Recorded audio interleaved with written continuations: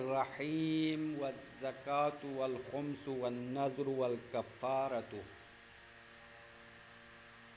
گفتگو فصل ثانی میں حقوق کی تفصیلات کے بارے میں چل رہی تھی، تو حقوق شہود کے ساتھ نسبت دیتے ہوئے 5 اقسام ہوتے تھے، ان میں سے پہلا قسم کل مکمل ہو گیا جو فقط 4 مردوں کی شہادت سے ثابت ہونے والے حقوق تھے۔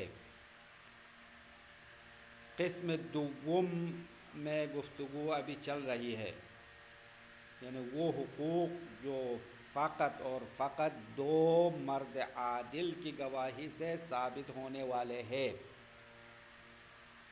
اب اس کا ضابطہ کیا ہے؟ فقط 2 مردوں کی گواہی سے ثابت ہونے والے حقوق کا 2 ضابطہ ہے، 2 قانون ہے۔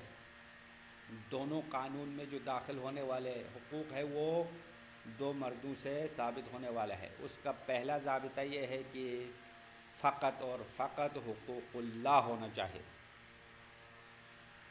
فقط حقوق اللہ ہونے کی 4 مثالیں مصنف نے بیان کیا: الردۃ، مرتد ہونا، اور حد قذف اور شرب اور حد سرقہ، یہ 4 چیزیں ہیں۔ یہ 4 چیزیں فقط حقوق اللہ ہے، اور ان کو ثابت کرنے کے لیے 2 عادل مرد کی گواہی ضروری ہے۔ ابھی 4 مثالیں مزید بیان کرتے ہیں، تو ان 4 مثالوں میں اگرچہ لوگوں کا حق بھی شامل ہے، اما مصنف نے اس کو حقوق اللہ میں شامل کیا ہے۔ حق اللہ کے عنوان سے ان 4 مثالوں کو بھی قسم ثانی کے ضمن میں بیان کیا۔ وہ کیا ہے؟ زکوٰۃ اور خمس اور نذر اور کفارہ ہے۔ کسی شخص کی زکوٰۃ نہ دینے کو ثابت کرنا ہو، یا خمس نہ دینے کو، یا نذر ادا نہ کرنے کا، یا کفارہ ادا نہ کرنا محکمے میں ثابت کرنا ہو، تو 2 مرد عادل کی ضرورت ہے۔ پس قسم ثانی کا پہلا ضابطہ وہ حقوق ہے جو فقط حقوق اللہ ہو، اور دوسرا ضابطہ یہ ہے کہ حق الناس غیر مالی ہو، یعنی حقوق الناس ہے اما مال حاصل کرنا مقصد نہیں ہے۔ تو وہ حقوق الناس بھی 2 مرد عادل کی گواہی سے ثابت ہوں گے، اور اس کے علاوہ کوئی اور راستہ نہیں ہے۔ اور اس کے لیے مصنف نے تقریباً 10-12 مثالیں ذکر کیا ہے۔ اب وہ مثالیں عبارت میں ایک ایک کر کے تفصیلات کے ساتھ بیان کریں گے۔ تو پہلے مصنف نے جو 4 مثالیں ذکر کی وہ تو حق اللہ ہے، فقط اور فقط حق اللہ ہے، اس میں تو کوئی بحث نہیں ہے۔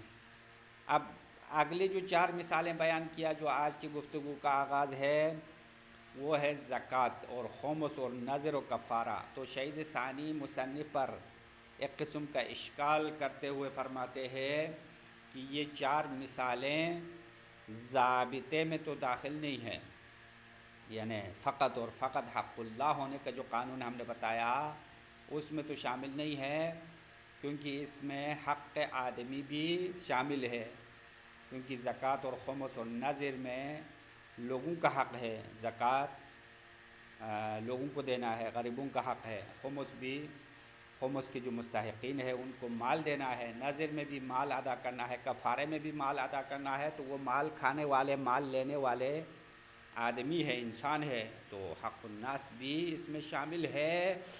تو مصنف کے ضابطے کے مطابق ان مثالوں کو اس میں شامل نہیں کرنا چاہیے تھا۔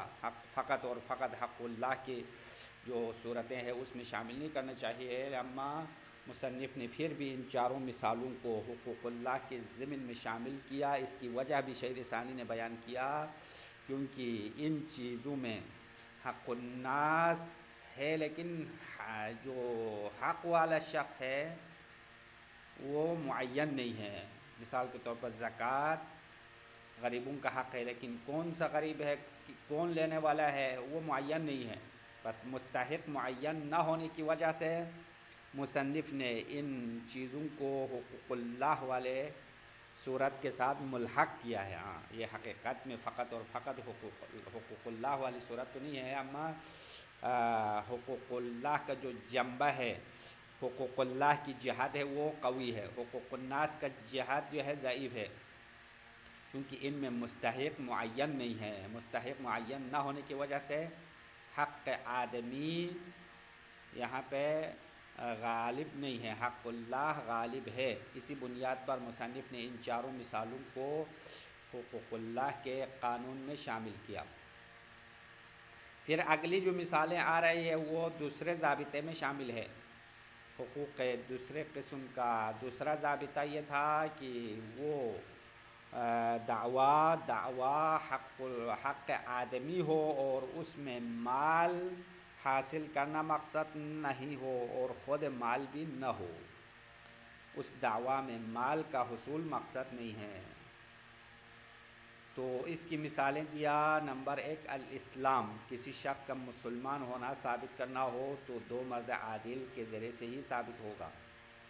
بلوغ، کسی کے بلوغ کو ثابت کرنا ہو۔ والولا، ولا یعنی ولا کا اصلی معنی ہے قرب اور نزدیک ہونے کا معنی ہے۔ یہاں ولا سے مراد انسان کے رشتہ داروں کے علاوہ جو انسان کے نزدیک افراد ہے، دوسری وجوہات کی بنا پر انسان کے نزدیک ہوتے ہیں، انسان کے وارث بنتے ہیں، ان کو کہتے ہیں ولا۔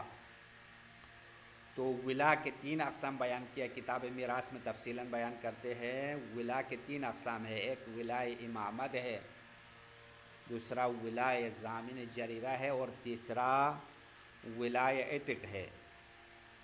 تو یہ 3 قسم کے افراد انسان کے رشتہ دار تو نہیں ہے، لیکن رشتہ داری کے علاوہ انسان کے نزدیک شمار ہوتے ہیں اور انسان کے حقیقی وارث نہ ہو، نسبی یا زوجت کی وجہ سے کوئی بھی وارث نہ ہو، تو انسان کا وارث کون ہے؟ امام ہے۔ امام ولائے امامت کی بنیاد پر امام وارث ہے۔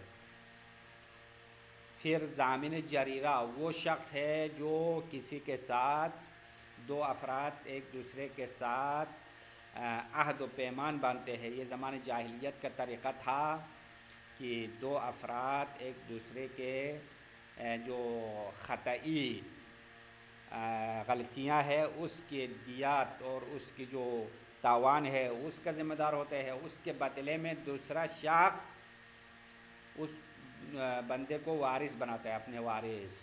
اسی طرح دوسرا بندہ بھی پہلے کے ساتھ وعدہ کرتا ہے کہ تم میرے خطا اور غلطیوں کا تاوان ادا کرو اپنی زندگی میں، اگر پہلے میں مر جاؤں تو میرا وارث تم ہوگا۔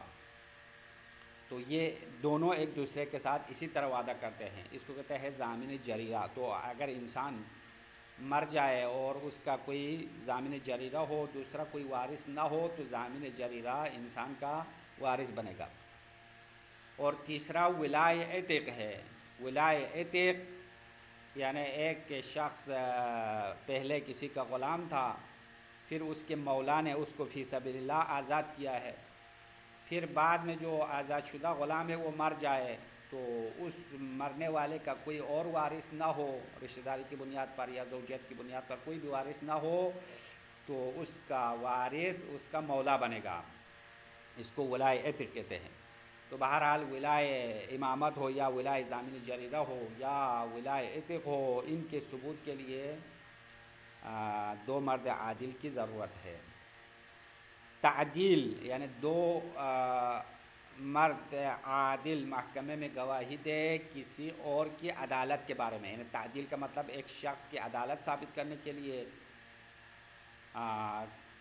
2 مرد عادل کی گواہی ضروری ہے۔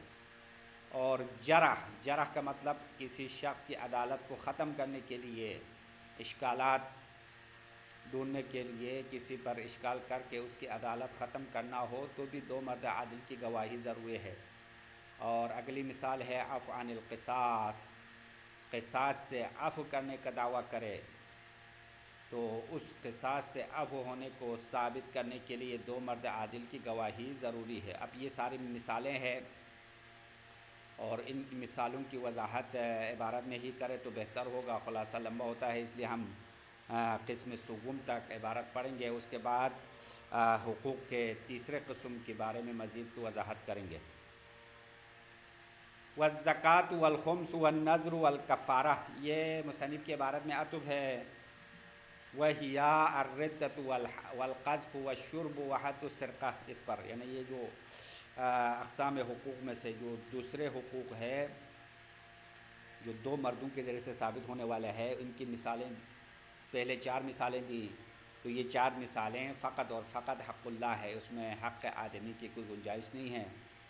اب مصنف نے اسی پر عطف کیا والزکوٰۃ، زکوٰۃ نہ دینے کے ثبوت کے لیے 2 مرد عادل کی گواہی ضروری ہے. والخمس، اگر کسی شخص کے اوپر الزام ہو کہ فلاں نے خمس نہیں دیا تو محکمے میں 2 مرد عادل کی گواہی سے خمس نہ دینا ثابت ہوگا. والنذر، اسی طرح نذر ادا نہ کرنے کا شکایت ہو جائے تو اس کو ثابت کرنے کے لیے 2 مرد عادل کی ضرورت ہے. والکفارۃ، اسی طرح کسی شخص کے کفارہ ادا نہ کرنے کا شکایت ہو محکمے میں تو اس کو ثابت کرنے کے لیے بھی 2 مرد عادل کی ضرورت ہے.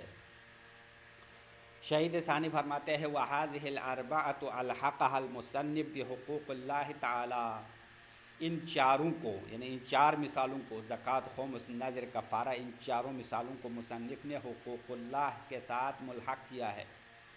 وَإِنْ كَانَ لِلْآدَمِي فِيهَا حَظٌّ، اگرچہ ان چاروں میں انسان کے لیے بھی حق ہے. مطلب یعنی یہ 4 مثالیں فقط اور فقط حقوق اللہ نہیں ہے بلکہ حقوق الناس بھی شامل ہے. بل هو المقصود منها، بلکہ حق آدمی ہوا کہ ضمیر حق، یہ حق آدمی المقصود منها ان چیزوں کا اصلی مقصد ہے. زکوٰۃ کا مقصد، زکوٰۃ کیوں واجب قرار دیا؟ تاکہ غریب اور مسکین کی جو ہے مدد ہو جائے. خمس کا بھی مقصد یعنی لوگوں کے فائدے کے لیے ہے، خدا کو تو خمس کی ضرورت نہیں ہے. نذر و کفارہ بھی مقصد اصلی لوگوں کو فائدہ پہنچانا ہے. تو حق آدمی یہاں موجود ہے. پھر بھی مصنف نے ان چاروں کو حقوق اللہ کے ساتھ ملحق کیوں کیا؟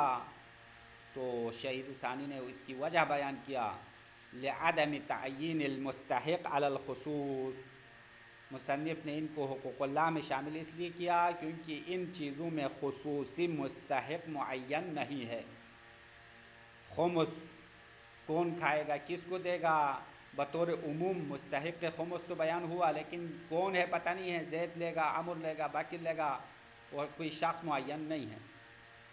اسی طرح زکوٰۃ کا مسئلہ بھی ہے. نذر و کفارے میں بھی ایسا ہی ہے کہ مستحق غیر معین ہے. اس وجہ سے مصنف نے ان کو حقوق اللہ میں شامل کیا، یعنی حقوق اللہ کا جنبہ ہے، باری ہے. حق الناس کا جو حیثیت ہے وہ کمزور ہے، اس وجہ سے حقوق اللہ کے ضابطے میں شامل کیا. وضابط هذا القسم على ما ذكره بعض الاصحاب ما كان من حقوق الآدمی ليس مالا ولا المقصود منه المال. اور اس قسم کا ضابطہ، اس قسم سے مراد یعنی حقوق کا جو دوسرا قسم ہے جو 2 مرد عادل کے ذریعے سے ثابت ہونے والا ہے، اس کے 2 ضابطہ ہے. ایک تو پہلے بتا دیا کہ فقط حقوق اللہ ہو. دوسرا ضابطہ یہ ہے کہ حق آدمی ہو، حقوق الناس ہو. تو حقوق الناس میں مال لینا مقصد نہ ہو اور خود دعویٰ مالی نہ ہو. ہاں، یہ دوسرا ضابطہ ہے. بس دوسرے ضابطے کو اگر بنیاد بنائے تو یہ 4 جو مثالیں اوپر دیا، زکوٰۃ و خمس و نذر و کفارہ، یہ تو اس ضابطے میں شامل نہیں ہے کیونکہ اس میں مقصود مال ہے. خمس و زکوٰۃ اور نذر نہ دینے کی شکایت کرے تو لوگوں کے حقوق ادا نہ کرنے کی شکایت ہے، اور جو شکایت کرنے والا ہے ممکن ہے اس سے خمس لے لے، زکوٰۃ لے لے، تو مال لینا مقصد ہے. وضابط هذا القسم، اس قسم کا ضابطہ قانون کلی علی ما ذکرہ بعض الاصحاب، جس طرح بعض علماء نے بیان کیا ہے، ما کان من حقوق الآدمی، یہ قسم لوگوں کے حقوق میں سے ہو، حق الناس ہو، ولیس مالا، مال نہ ہو. ہاں وانی ہے، لیس مالا، مال نہ ہو، ولا المقصود منہ المال، اور اس حق کا مقصد بھی مال حاصل کرنا نہ ہو. وَهَذَا الضَّابِطُ لَا يُدْخِلُ تِلْكَ الْحُقُوقَ الْأَرْبَعَةَ فِيهِ، اور یہ ضابطہ اگر ہم بنیاد بنائے تو یہ ضابطہ ان 4 حقوق کو اس میں داخل نہیں کرتا. یعنی 4 سے مراد وہی خمس و زکوٰۃ و نذر کفارہ، یہ 4 چیزیں جو مصنف نے بیان کیا وہ اس ضابطے میں شامل نہیں ہو سکتا، کیونکہ یہاں پہ مال حاصل کرنا مقصد ہے۔ بس مصنف نے ان 4 کو قسم ثانی میں کیوں بیان کیا؟ تو حقوق اللہ کی بنیاد پر بیان کیا ہے، یعنی ضابطۂ اول کی بنیاد پر۔ ضابطۂ اول یعنی حقوق اللہ، فقط حقوق اللہ تھا۔ تو ضابطۂ دوم حقوق انسان ہو، حقوق الناس ہو، اور حقوق الناس مال نہ ہو اور مال حاصل کرنا مقصد نہ ہو۔ بس اس بنیاد پر اگر ہم دیکھیں تو یہ 4 مثالیں اس ضابطے میں شامل نہیں ہے، بلکہ پہلے ضابطے میں داخل کیا ہے مصنف نے۔ پہلا ضابطہ یعنی حقوق اللہ ہونا، فقط حقوق اللہ ہونا۔ وَمِنْهُ الْإِسْلَامُ وَالْبُلُوغُ وَالْوِلَاءُ وَالتَّعْدِيلُ۔ اب یہاں سے شہید نے حقوق الآدمی لیس مالا ولا المقصود منہ المال، اس ضابطے کی مثالیں بیان کرتے ہیں۔ حقوق کے دوسرا قسم جو 2 مرد عادل کے ذریعے سے ثابت ہونے والا ہے، اس کا پہلا قسم یہاں تک ختم ہو گیا۔ پہلا قسم کیا تھا؟ فقط اور فقط حقوق اللہ ہو، ان کی مثالیں ختم۔ اس کے بعد دوسرے ضابطے میں شامل ہونے کی مثالیں بیان کرتے ہیں، وہ ہے وَمِنْهُ، اور ان حقوق میں سے جو فقط اور فقط 2 مرد عادل سے ثابت ہونے والا ہے، الاسلام، اسلام ثابت ہونا، یعنی مسلمان ہونا۔ کسی شخص کی مسلمان ہونے کا دعویٰ ہو تو اس کے اسلام محکمہ عدالت میں ثابت ہونے کے لیے 2 مرد عادل کی گواہی کی ضرورت ہے۔ والبلوغ، اور کسی شخص کی بلوغ ثابت کرنا ہو تو بھی 2 مرد عادل کی ضرورت ہے۔ والولاء، ولا یعنی نزدیکی، انسان کا وارث بننا۔ تو ولا جیسے کہ میں نے خلاصے میں وضاحت کیا، نسب اور مصاہرے کے علاوہ، نسب اور زوجیت کے علاوہ جو لوگ انسان کے نزدیک شمار ہوتے ہیں یا وارث شمار ہوتے ہیں، وہ ولا ہے۔ تو ولا کے 3 اقسام بیان کیا، ولا امامت اور ولا ضامن جریرہ اور ولا عتق۔ ان تینوں کو اگر ثابت کرنا ہو تو بھی 2 مرد عادل کی ضرورت ہے۔ والتعدیل، اور ایک شخص کی عدالت ثابت کرنا ہو محکمے میں تو اس کے لیے بھی 2 مرد عادل کی گواہی کی ضرورت ہے۔ والجرح، اور کسی کی عدالت ساقط کرنا ہو، عدالت سے گرانا مقصد ہو تو بھی جرح کے لیے بھی 2 عادل کی گواہی کی ضرورت ہے۔ والعفو عن القصاص، اور کسی شخص نے قصاص سے عفو کرنے کا دعویٰ کیا تو اس کے دعویٰ کو ثابت کرنے کے لیے 2 عادل مرد کی گواہی کی ضرورت ہے۔ والطلاق، اسی طرح طلاق کا جھگڑا ہو، کسی نے کہا طلاق دیا، کسی نے کہا نہیں دیا، مرد عورت میں محکمے میں جھگڑا ہے کہ عورت کہہ رہی کہ طلاق دے دیا ہے اس نے، اور مرد کہہ رہے ہیں میں نے طلاق نہیں دیا، تو اس قسم کے دعویٰ کے ثبوت کے لیے بھی 2 مرد عادل کی ضرورت ہے، یعنی طلاق ثابت کرنے کے لیے، طلاق دینا ثابت کرنے کے لیے 2 مرد عادل کی ضرورت ہے۔ والخلع، اور طلاق خلع جس میں عورت مرد سے نفرت کی وجہ سے کچھ پیسے دے کر عورت اپنے آپ کو چھڑا دیتی ہے، جدا ہو جاتی ہے، اس کو خلع کہتے ہیں۔ تو خلع میں اگرچہ مال تو ہے، یعنی عورت مرد کو اپنے مہریہ یا اس سے زیادہ پیسہ دے کر اپنے آپ کو چھڑانا ہے، لیکن یہاں پہ اصل حقیقت خلع کا معنی جدائی ہے، مرد عورت میں جدائی ہے، تو حقیقت خلع مال نہیں ہے، اور دعویٰ کرنے والے بھی عورت ہے۔ اگر عورت خلع کا دعویٰ کرے، مرد منکر ہو، تو خلع کے ثبوت کے لیے 2 مرد عادل کی ضرورت ہے، اور عورت تو مال لینا مقصد، عورت کا مقصد مال لینا نہیں ہے، عورت تو مال دینے والی ہے، بس اس بنا پر خلع کے ثبوت کے لیے بھی 2 مرد عادل کی ضرورت ہے۔ وَإِن تَضَمَّنَ الْمَالَ، اگرچہ خلع مال کو اپنے ضمن میں رکھتا ہے، لَكِنَّهُ لَيْسَ نَفْسَ حَقِيقَتِهِ، لیکن مال حقیقت خلع نہیں ہے۔ خلع کا اصلی معنی ہے مرد عورت میں جدائی ہونا، بس یہی خلع ہے، مال اس کے لیے شرط ہے۔ والوکالت، وکالت ثابت کرنا مقصد ہو، ایک شخص نے دعویٰ کیا میں فلان کا وکیل ہوں، تو وکالت حقوق آدمی ہے اما مال نہیں ہے۔ وکالت کا اصلی مطلب ہے ایک شخص کو کسی کام کے لیے ذمہ دار بنانا ہے، ایک شخص کی طرف سے کسی کو اپنا وکیل بنائے، یعنی اپنے طرف سے اس کو مسلط کرے، کسی کام پر مسلط کرنا مقصد ہے۔ والوصیت الیہ، اور اگلی مثال شہید فرماتے ہیں حقوق آدمی ہے اما جس میں مال نہیں ہے وہ وصیت الیہ ہے، یعنی انسان اپنے آپ کے وصی ہونے کا دعویٰ کیا۔ موسیٰ الیہ ایک ہوتا ہے مصالح، جس کے حق میں وصیت ہوتا ہے، جس کے لیے کسی چیز کے دینے کی وصیت ہوتی ہے، وہ تو قسم سوم میں شامل ہوگا جو اگلے قسم جو بتاتے ہیں۔ یہ تو وصیت الیہ ہے، یعنی جس کی طرف وصیت کی ہے، یعنی کسی شخص کو اپنے مرنے کے بعد وصی بنایا ہے، ذمہ دار بنایا۔ تو اگر کسی نے دعویٰ کیا کہ میں فلان کا وصی ہوں، تو اس کو ثابت کرنے کے لیے بھی دو مرد عادل کی گواہی کی ضرورت ہے۔ اب شہید ثانی فرماتے ہیں مصنف نے یہاں پہ وصیت الیہ کا قید لگا کر وصیت لہو سے احتراز کیا۔ وصیت لہو یعنی انسان کسی کو مال دینے کی وصیت کرے، اس کو کہتے ہیں موصالح، اس شخص کا نام موصالح ہے جس کے حق میں وصیت کی گئی ہے، اس کی بات نہیں ہے۔ اگر موصالح ہونے کا دعویٰ ہو تو یہ تو قسم ثالث میں شمار ہوگا، بعد میں بیان کرے گا۔ واحترز بہ، مصنف نے اس قید کے ذریعے سے احتراز کیا عن الوصیت لہو، وصیت لہو کے قسم سے احتراز کیا، بمال، کسی مال کی وصیت کرے، فإنہ من القسم الثالث، بے شک یہ قسم ثالث میں سے شمار ہوتا ہے۔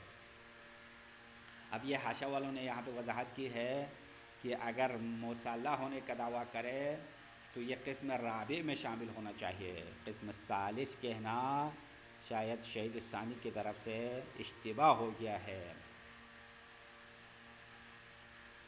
والنسب والحلال، اور حقوق آدمی جس میں مال لینا مقصد نہ ہو، ان کی مثالوں میں سے ایک نسب ہے، یعنی ایک شخص کسی کے بیٹا ہونا، کسی کے رشتہ دار ہونا اگر ثابت کرنا ہو تو بھی دو مرد عادل کی گواہی کی ضرورت ہے۔ والحلال، اور اسی طرح چاند نظر آنے کا ثبوت بھی دو مرد عادل کی گواہی کا محتاج ہے، اور اول ما ثابت ہونا ہلال، چاند نظر آنے کی گواہی کے لیے بھی دو مرد عادل کی ضرورت ہے۔ بس یہاں تک یہ مثالیں ختم ہو گئی۔ حقوق کے دوسرے قسم کی ساری مثالیں یہاں تک مکمل ہو گئی۔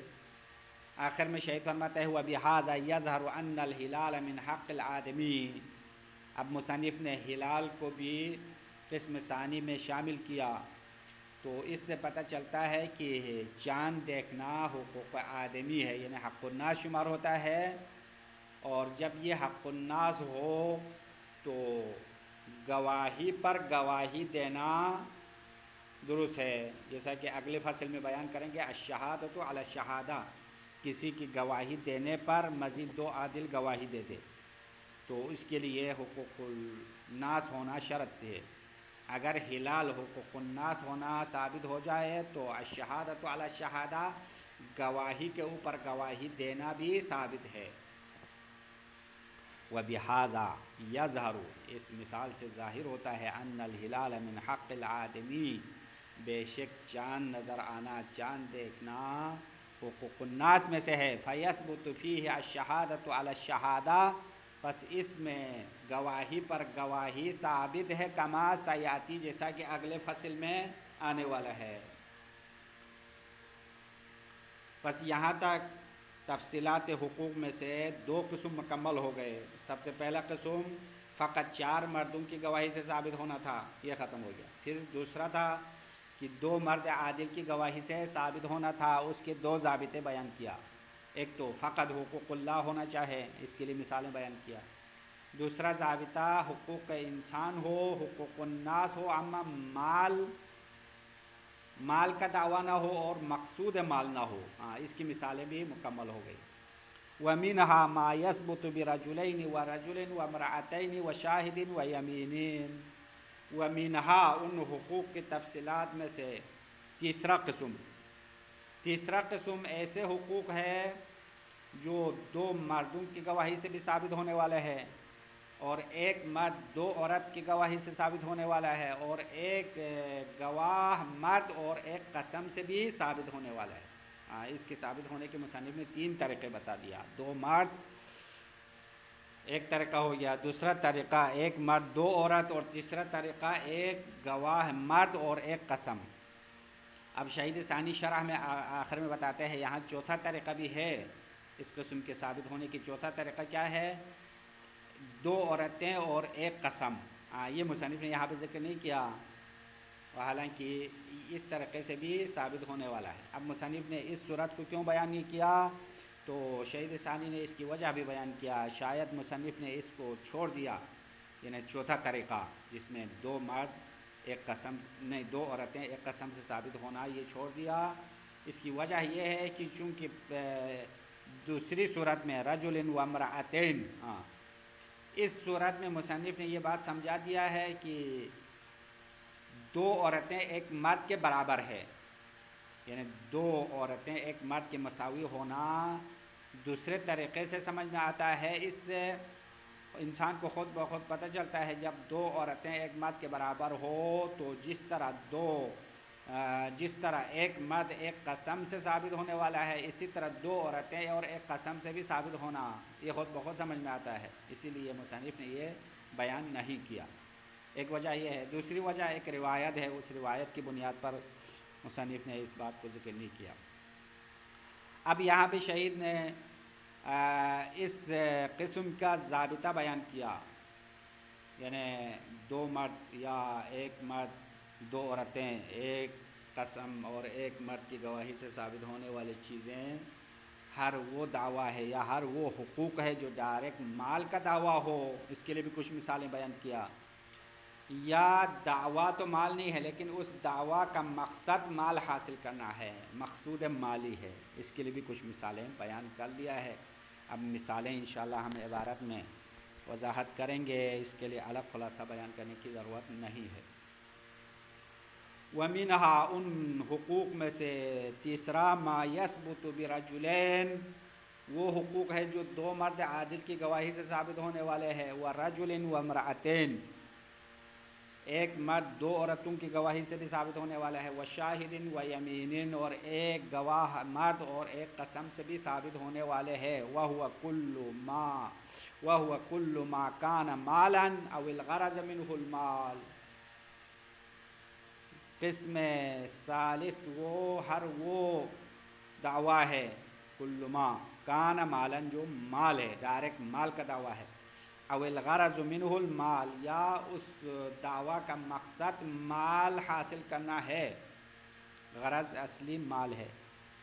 اب غرض اصلی مال ہونے کے لیے خود مال کا دعویٰ ہونا. پہلے مثال دیتے ہیں خود مال کے دعویٰ ہونے کی مثال مثل الدیونی، جیسا کہ دین، انسان کے ذمے پر جو کچھ ہے قرض وغیرہ ہے تو دین دعوی مالی ہے، دین کا دعویٰ کرے.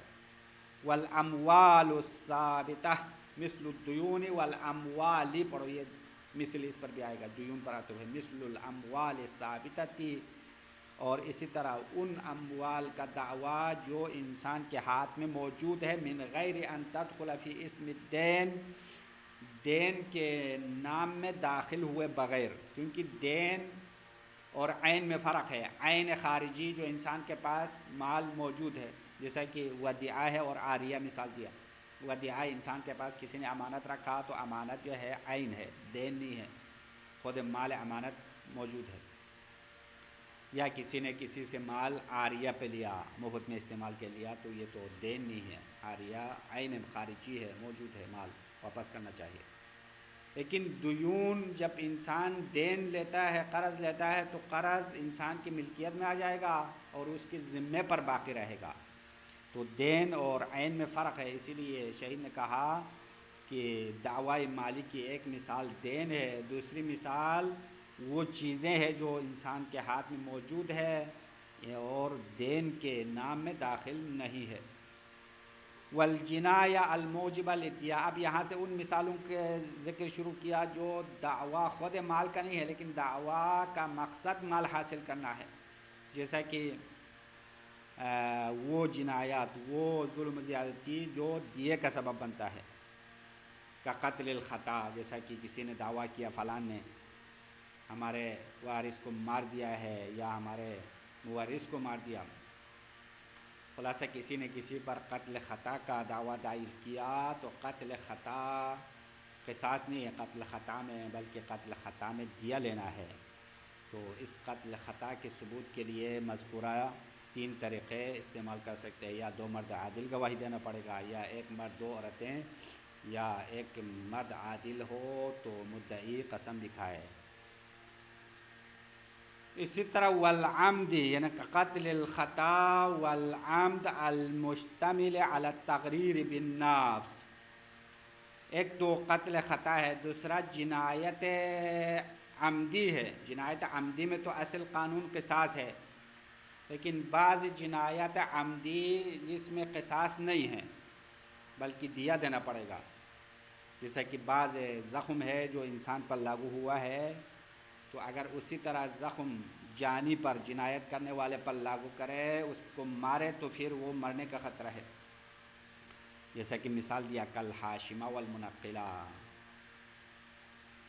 جیسا کہ کسی نے کسی کے سر پر مارا اور اس کے سر کی ہڈی کو توڑ دیا ہے، حاشمہ، زخم حاشمہ، حشمہ اصلی معنی توڑنے کا معنی ہے، تو کسی نے کسی کی کھوپڑی توڑ دیا، اگر اسی طریقے سے توڑنے والے کی کھوپڑی بھی توڑ دے تو ممکن ہے وہ مر جائے، اسی لیے شریعت نے کہا زخم حاشمہ کے لیے دیہ لینا ہے، فقط دیہ لینا ہے، 10 اونٹ اس کا دیہ ہے۔ اسی طرح منقلہ والا زخم، منقلہ یعنی انسان کے سر کے ہڈی کو اپنی جگہ سے ہلا دیا ہے، ادھر ادھر کر دیا ہے، نقل کیا، منقلہ یعنی نقل کرنے والے زخم ہے، تو اگر اسی طرح زخم مارنے والے سے قصاص لے تو وہ جانی جو ہے مرنے کا خطرہ ہے، اس وجہ سے 15 اونٹ کے برابر دیہ لینے کا حکم آیا ہے۔ اسی طرح ایسے قتل عمدی جس میں دیہ ہے، قصاص نہیں ہے، جیسا کہ باپ نے بیٹے کو قتل کیا، مسلمان نے کافر کو قتل کیا، شخص آزاد نے کسی غلام کو قتل کیا، یہ تینوں قتل اگرچہ قتل عمدی ہو، اما اس میں قصاص نہیں لینا ہے، فقط دیہ لینا ہے۔ تو ان تمام دعاوی میں دعوی مالی نہیں ہے لیکن مقصود مال ہے، ان دعاووں کو محکمے میں لانے کا مقصد ہے مال حاصل کرنا، دیہ حاصل کرنا ہے، تو ان کے ثبوت کے لیے مذکورہ 3 طریقے استعمال کرنا ہے، یا 2 مرد عادل کی گواہی سے ثابت ہوں گے، یا 1 مرد 2 عورتوں کی گواہی سے، یا 1 مرد عادل اور خود مدعی کی قسم سے۔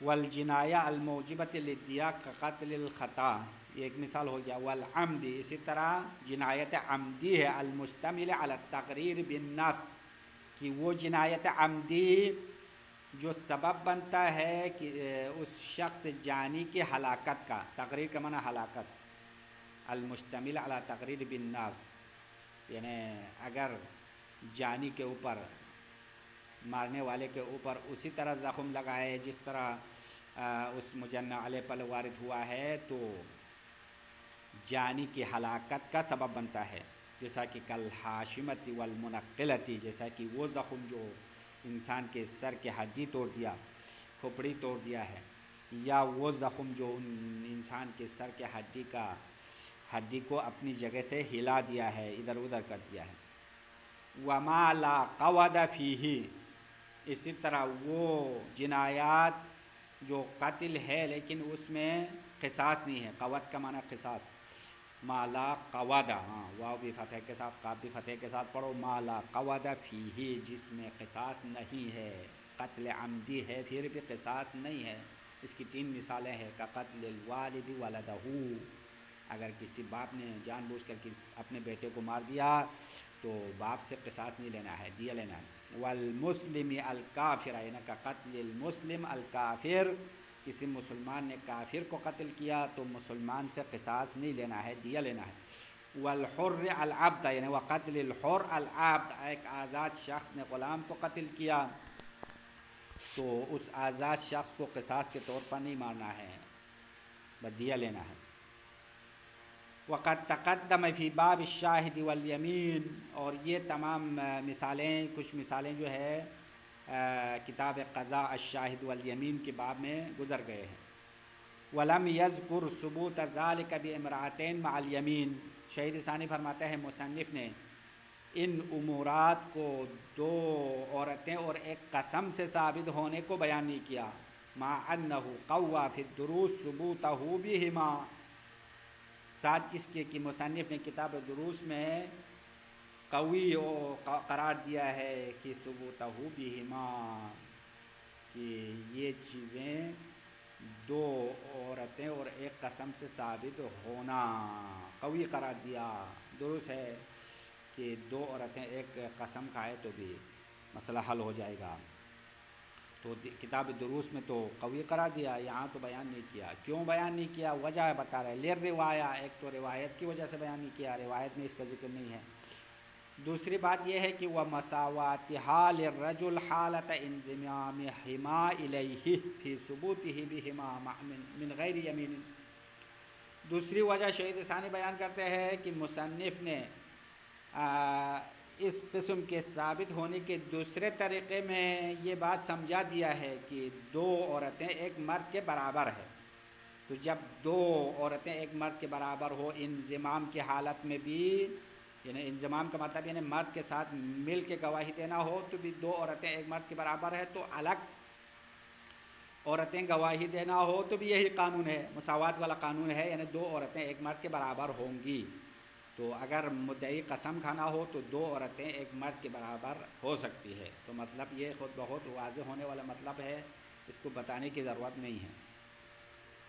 وَمَسَاوَاتِهِمَا، یعنی دو عورتیں برابر ہونے کی وجہ سے للرجل، مرد کے ساتھ حالت انضمامهما الیہ، در حال ہے کہ وہ عورتیں مرد کے ساتھ ملا کے گواہی دینا ہو، فی ثبوتہ بہما، یعنی ثبوت حق، ثبوت ضمیر حق، فی ثبوتہ حق کے ثابت ہونے میں بہما، یعنی مرد اور دو عورتیں، مرد دو عورتیں ملا کے گواہی دینا ہو، من غیر یمین، مدعی کے قسم کے بغیر، مدعی قسم نہ کھائے تو دو عورتیں ایک مرد مل کے گواہی دے تو بھی ثابت ہونے والے ہیں، یہ تو مصنف نے بتا دیا۔ پھر دوبارہ یہ بتانے کی ضرورت نہیں ہے کہ اگر مدعی قسم کھائے تو دو عورتیں ایک قسم کے ساتھ ثابت ہونے والا ہے، یہ تو واضح ہے، ثابت ہو ہی جائے گا، کیونکہ دو عورتیں ہمیشہ ایک مرد کے مساوی ہے۔